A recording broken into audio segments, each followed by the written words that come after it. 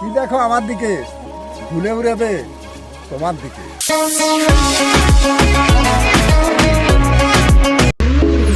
তার চেয়েও শক্ত, তুলার চেয়েও নরম। আপনাদের না, আমার খালাতো বোনের মন।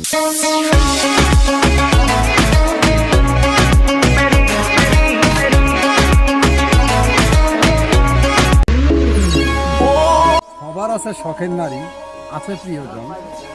একটা পুরুষের ক্যান্সারের কারণ তার ঘরের আপনজন।